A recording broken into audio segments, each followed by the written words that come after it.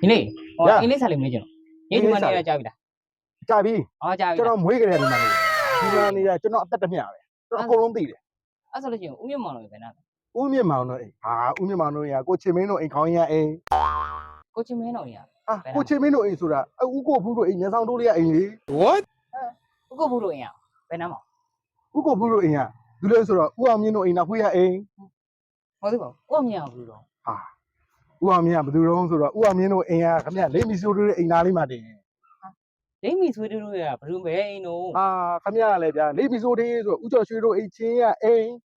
ဦးကျော်ရွှေတို့အိမ်ရောဘယ်နားအိမ်တော့ဟာခင်ဗျဦးကျော်ရွှေတို့အိမ်ကအဲ့ဒါမခိုင်တို့အိမ်ရှိရအိမ်မဟုတ်သေးပါဘူးမခိုင်တို့အိမ်ရောဘယ်နားမှာဟာမခိုင်တို့အိမ်ကဘယ်နားအိမ်လုံးဆိုတော့ကိုနိုင်တို့အိမ်နောက်ခွေးရအိမ်ကိုနိုင်အိမ်ရောဘယ်နားမှာတော့ဟာခင်ဗျကိုနိုင်အိမ်ကလွယ်လွယ်လေးလေလိဘူးတူတို့အိမ်ချင်းရအိမ်လေးဘူးတူလေးတို့အိမ်ကဘယ်မှာတော့ဟာခင်ဗျခက်ပြန်ပြီလေးဘူးတူလေးတို့အိမ်ဆိုတာကိုသိန်းမြောင်တို့နဲ့ခင်ဗျမျက်နှာချင်းဆိုင်လေးဗျာ